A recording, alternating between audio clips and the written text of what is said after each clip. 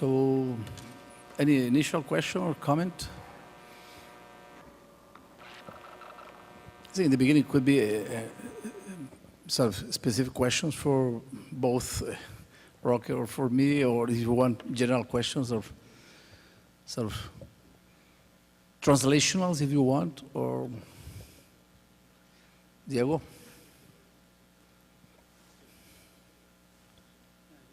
Oh, sorry, Steve. So the reconstructions you used were based on double cortin staining, which is expressed in immature granule cells. And I wonder, so those cells continue to mature, and we've looked at some of the cells when they're a little bit older, and it looks like they catch up because we didn't see the differences in dendritic length that you see at the earlier time points when the cells are younger. We do see changes in the orientation and structure of the dendrites. So my question is, have you thought of taking some of these, or using some of these reconstructions from the cells as they get a little older to put into your models and see what effect that has? Question for both of us, or for me? Yeah. I think, the first, let's talk about the morphology. I ask Rocky to talk about the modeling. Yes, for sure, you are sure. If it's the same question we were trying to answer before, it's a question of timing or time window. You have a quite different expression of morphology depending on the time you're sampling those neurons. Right. So I think the idea is to use different samples at different moments, compare, for example, the neurons that are new but that are not related to the status epilepticus, as you have done already. The incorporation of basal dendrites and apical dendrites, which are basically the ones used here. So, yeah, as much as different time windows you have, the best you can modulate the different situations are detected in different models and in the human brain, yeah. I suppose you could increase the complexity of the model by adding in, so in any pilocarpine treated animal, you're going to have cells of many different ages. So the double cortin gives you sort of the 2-week time points, and then as the epilepsy matures and the animals get older, you're going to have cells of different ages which are going to have different morphological features. And maybe as you think about going forward with the modeling, you could incorporate those and get a better idea of what's going on. We've also seen that it's sort of interesting in that when we look at the structure of some of these cells as they get older, we see some cells that have reduced dendritic fields, so they look similar to what you're seeing in the young cells, whereas we see some other cells that have what appears to be enhanced and more elaborate dendritic fields. So if you sort of average that out, that's probably where we don't see a net change in dendritic length, but now you have, rather than one more homogeneous population of cells, you sort of have two populations of cells at either extreme, which again would be interesting to see with some of these modeling approaches what effect that might have. Yeah, you're right. You have any comments? Or? Yeah. So no, just, I mean, I think, as coming from, say, a modeling perspective, I think the nice thing would be to have data from different, say, time slices throughout the life of the animal. So we can construct models for those, a model for each one of those time slices, so we can compare the evolution of the model. At the moment, we don't have those data. One of the problems that modelers have is that, as I told you, I mean, we lack data. We lack data about the conductances, about lots of morphological structures. So we construct models based on what we have. I call them Frankenstein models, so that a bit of parts of cells from different animals, from different systems, if you have. Also, and we construct them and see how they behave. But ultimately, we need to have data from, say, different time slices in the life of the animal. I think a concrete thing is having your stacks available for us, for example, coming from different mice, and we can do the reconstruction. So Victor is in your lab, so you can sort of provide Rocky with the material for different reconstruction, different time frames. Yeah, they're all uploaded on the neuromorpho.org site, so, and okay. Happy to get you more too. And that's the way to go. Okay, question. So this morning's talk by Lydia on human This morning's talk by Lydia on human, there was a large loss of the neurons in CA1. And what one thinks initially is, what that is lower activity. But it would be very interesting to then put it into a model and see what that would do to the model. So basically, it was, I don't know, Lydia must be here, so it must be a large percent that decreased. Yep. So have you thought about that, and what would that do? Yes, you're right. It will be another component of the whole. Schultes is reconstructing the whole hippocampus. Yeah. So we are trying to do with a huge effort a tiny amount of the dentate gyros. But I remember Julian went with me to Schultes. It was an interview with Schultes in San Diego last year. One of the perspectives was to talk to him, thinking in collaboration. So this is quite a small resume of the conversation. So he told us, okay, I'm needing 20 or 30 postdocs in order to data mining the internet, to incorporate that data into our modeling. So I was thinking one of our postdocs with our fellowship to go to do data mining in Irvine. So I thought that was so expensive. But he's interested in reconstructing the whole hippocampus with obviously thousands of whatever, millions of neurons. So it's another power, yeah. So additional questions? Oh, Marcia, Yeah. okay. Dr. Lisa Gengimello, he blocked protein synthesis in animals in the clocarpine model, and he was actually able to block the sprouting. You can hear now? Better. Okay, so he blocked the sprouting and blocked the seizures. We did kind of the same thing, but using, putting the animal through a very low protein diet, and we diminished protein synthesis. We blocked severely the sprouting, but the seizures were unchanged. When you showed your model, I think it was actually, I wrote down the name here, Kumar, Santa Kumar. Yeah. Santa Kumar, I'm Yeah. sorry, I didn't. She was one of I those, didn't. lab students. I never read that paper specifically. Yeah. So, but I found the results quite interesting, showing that you would need to compromise at least 50% of the plastic changes to actually induce seizures. So the thing is there any other point in the network that if you tamper with in your model, you can have seizures, although you do not have a big neotim staining? So the question is, could we change something else that would actually make the network more excitable without actually having to have the sprouting projecting back to the molecular layer? We haven't tried that, but the idea is interesting. It's actually, I think the idea goes right to the spirit of realistic modeling. You have this, you invest a lot put in your model. Most of the details, at least the details you can get, that physiologists and anatomists and pharmacologists find out about the system. And then if you have that, I'm saying, rich model, lots of parameters, lots of features, you have to investigate the model and do things that are difficult to be done experimentally and see what you get out of that. So we have the model. We're still constructing, but we already have a model. So we can say, we're open to ideas. I mean, you say, I mean, what are the features? I don't know, I'm a physicist, so I mean, I'm waiting for, say, people from biology to tell me what, say, feature would be more, the best candidate to be changed, to, say, provide, to lead to hyperexcitability of the system. I don't know, I mean, could be just a channel, could be a dendrite, could be another connection. I mean, you can try all of them, but it's nice to have some guided pointing. So, I mean, if you can tell me, I'll be happy to simulate it. Just to try complete what you ask, we are thinking some theory in our lab. Maybe with what we see in our animals, maybe it's not the sprout of the moss fibers, but maybe most important is the basal dendrite, because the basal dendrite create a recurrent circuitry in the dentate gyrus, and or maybe the ectopic migration of the cells for the hilus. So it's still having the same physiology, but in the completely different place, and this can disturb a completely different network and make a recurrent.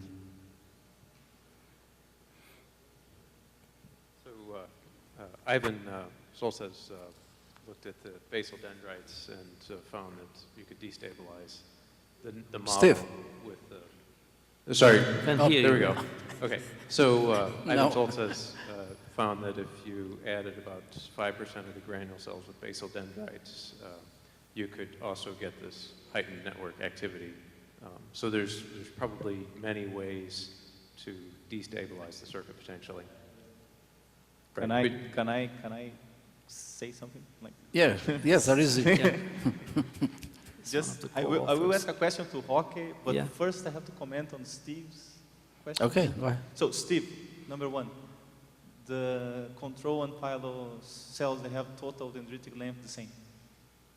Yes. They were in that paper, Brain Research 2006. In the paper, so we looked at slightly older cells. Yeah, I remember. No, but mine doesn't have BRDU. That was a big problem, big issue. Don't have BRDU, I cannot have the date, the birth date of the neurons. But total dendritic length was exactly the same. Number two, only pilocarpine have basal dendrites, and some of them, they have basal dendrites. I don't remember how many, so this would be critical, Rocky. When you put those neurons on this 50% on the, those who have basal dendrites, they are critical. So you have to control this next time. And well, this was my points to Steve, but to Rocky now, it's like when Julian has these results last year, and I read +1, we wrote the paper. So, well, I was so unhappy with Julian's results. So because if you read Brain Research 2006, I say in the end, like, these cells can contribute to the recurrent if hyperexcitability of the dental gyre. So let's check, we have to do the muscle fiber contacts on top of those dendrites. So when Julian has made all that simulations, I was like depressed, like, oh, come on, this is sad because, well, the neurons are less excitable. Well, if they are, I trust the models. I started with mathematical models, so let's go with it. Yeah, it's right. The discussion makes sense. Everything was published, and now you have you're happy. neurons in the ring. It's a network. So happy, we can write another one saying, like, we see that maybe the individual neurons can have a behavior, but when they are collective, where is Braulio? The individual does not count. Yeah, so Braulio is no longer here. The individual is not important. Oh, he's in Natal. Where? Yeah, the network is strong. I mean, the bonds, the links that are created, at least for excitability, which is a global concept. I think that's the concept we are trying to make in all this discussion. You have the option to do reduction of the modeling. We moved from a non-realistic dendrite or soma or neuron to a more realistic. In that case, we incorporated the morphology as a unique alteration, and that is a lie. That means we are lying saying that there is only a morphological alteration. So if you keep adding features and alterations, others, we are getting closer to reality. We are getting more complexity, and you are needing more computer power, more speed, maybe parallel computing, which is the one Schultz is using, etc. So that's the main difference. I mean, doing the 3D reconstruction that Lydia was showing this morning is associated to the IBM Blue Brain project. So that makes a huge difference. So obviously the best model of a cat is a cat. So I'll jump in here and refine my point a little bit. I guess what I was trying to say is that because these cells are generated and born in the animals and they continue to mature over a fairly protracted period of time, I think one of the interesting aspects of that is they may be doing different things during different stages of their development. So at 2 weeks of age, depending on the features they have, they could reduce excitability, and as those same cells mature and sprout their axons into the intermolecular layer and do other things, they may take on a different role in the circuit. And we already know that's the case for these neurons during sort of in normal animals with the studies looking at long-term potentiation and memory, that the cells seem to have different properties at different times in their lifetime. And you could certainly imagine that sort of a similar sort of phenomena is occurring in epilepsy, that as these cells mature, they're doing different things and contributing to the circuit in different ways. For example, there is data coming from CA1, like H currents are described already there. They don't exist or are not described in the dentate. So we were talking to Mark Cunningham the other day. They said, okay, he said, why you don't put H currents into the model? So we are thinking, okay, there is no description of those currents in that model. So basically, who cares? If you are inventing through simulation and modeling, which you basically say, okay, let's assume is this, this, and that.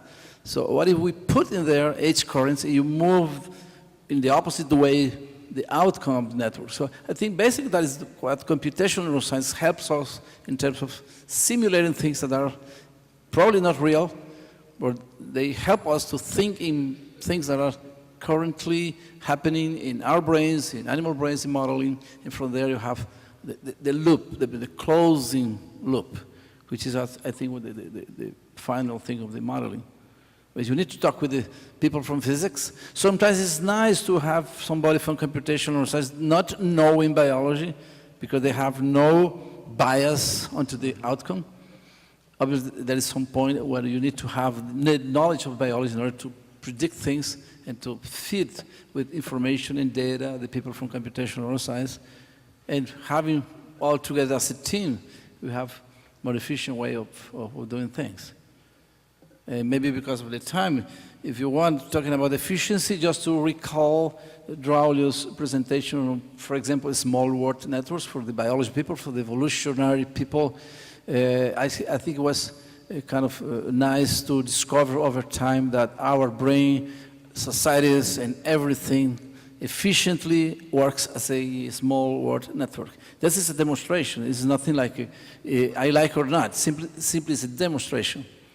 And there is some dispute at some point if a healthy brain works in a small world network format or topology, and the unhealthy brain or in sickness or disease, you have a disruption of that topology or format. But at the same time, it is possible that in the transition from a healthy brain to a abnormal brain, you have modifications of that network kind of feature. And the idea is to prove that you're losing or gaining efficiency. I mean, how inefficient could be a brain which is unhealthy, but is efficient in terms of having a seizure, which is a quite productive, in an abnormal way, manner of doing. The hyperexcitation is a bad thing because the outcome is bad. But in terms of the efficiency of that process, is obviously a high clustered network. So there is no, I think, absolute response for all this conversation, because you need to be sort of aware of time constraints, you need to be aware of age, you need to be aware of experience, of plasticity. Obviously, all these models don't incorporate all of these features at the same time. So we have the limitations by technology and even by our knowledge. So I think because of time, that's okay, Ed. I'm going to take a somewhat different position. I'll state up front that I'm a model skeptic. Okay, so you can go with this as you wish. And one of the concerns that I have is in the model that Yvonne is developing is that it's taking the position to some extent that the dentate gyrus will be the solution to epilepsy. And that's going back to something my mentor wrote many years ago, Eric Lothman, about dentate gyrus as the gatekeeper. And if you can get through the dentate gyrus, then you can pass on seizures to the rest of the brain. Mm-hmm. And I'm not sure that's true. And what's an interesting fact, if you look at a lot of deoxyglucose studies with limbic seizures and status epilepticus, one of the things that stands out, as you think about this, is the dentate gyrus is often cold. CA1 is hot, CA3 is hot up to a point, entorhinal cortex is hot, thalamus is hot, but the dentate gyrus is cold. Now, it may be a weakness in the technique, because they're not all perfect in imaging activities, but think about in terms of using the models, if right now it's based on this hierarchical concept that dentate gyrus is sort of rules in the process. But what if you take out sort of a less hierarchical model and use sort of what Marcio was talking about in terms of just point-to-point kind of interactions between multiple different points? Because I think a lot of the clinical data say that it's a multi-point phenomenon and not just and we're talking about limbic epilepsy, and it's not a single circuit which reverberates and set things. So this is as much a comment, and I'd like to get your comments back about sort of how we use the models and the conceptual framework in which we put them. And one of the questions we have to ask is this the correct, or are there other conceptual frameworks about how the seizure circuits may arise? Right. That's just a comment. I think you are totally right. It's a model, but it's a model that is fed by information coming from the experiments, either from bench or from the clinical experience. So I think models are limited, but I think in some way they have helped to think of mechanisms, etc. I think the concept of a structural, lamellar structure of the hippocampus comes from Sweden in the 70s. So the transection of a coronal hippocampus and went wrong after all, after decades, because the way the first cut was made in the slice is not exactly the way in which you have the innervation, which is septal temporal.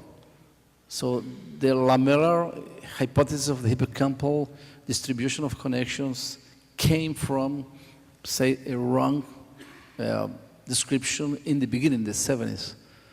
But from there, again, we removed hippocampus and amygdala, and did lobectomies because there was a wrong framework coming from that first experience in the 70s.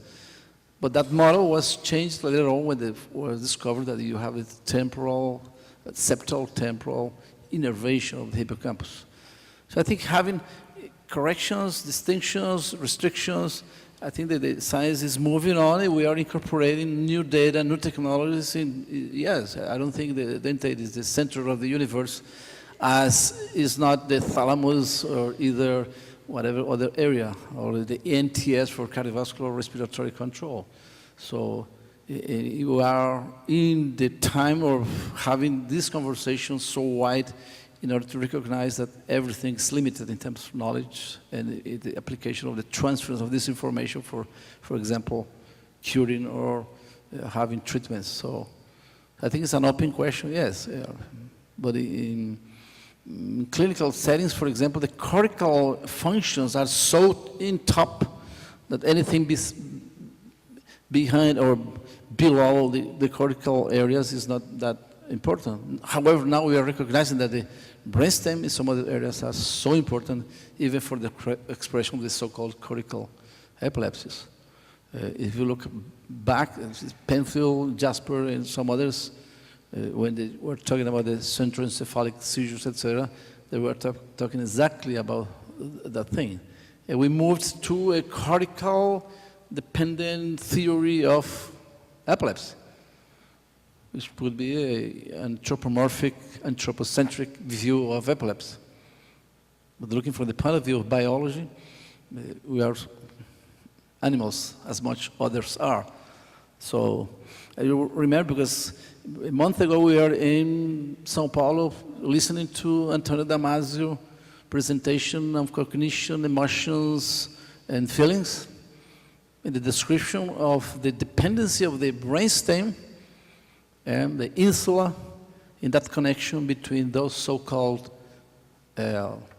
emotional aspects of the behavior and the feelings which are associated with the cognitive part.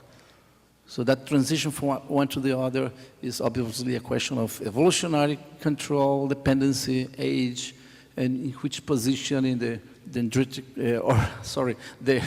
the genealogic tree of the evolution we are. So we have the competence as humans to think of us, to think of the others, to make opinions. And we use even animals for modeling. but we have, as humans, the competence even to recognize we are wrong in our opinions about others and ourselves. Yeah, I like the answer and I like the question. And the reason is that I both do modeling in some cases and I also do experiments. And I have a tendency to go into the modeling, but I really think that we need to do the modeling to try to figure out how the system works, and that may or may not work at the end. But if we don't do it, it's not going to get us anywhere. So we need to do both. Anyways, So it's worth Yeah, I to do think it. modeling is just another resource that we have as scientists. We want to understand the problem. We have lots of tools. People in biology have traditionally used microscope or different sort of experimental tools. People from physics are more used to have models, mathematical models, since the inception of the field 2,000 years ago. But now people from biology, they're noticing that modeling, mathematical modeling and computational modeling is an important tool to be part of the repertoire of the tools that are used by a modern researcher. So it's just another tool. I mean, it gives you some insights. So thanks very much. We need to move ahead to the next roundtable for epilepsy for the society. So let me give an applause to everybody.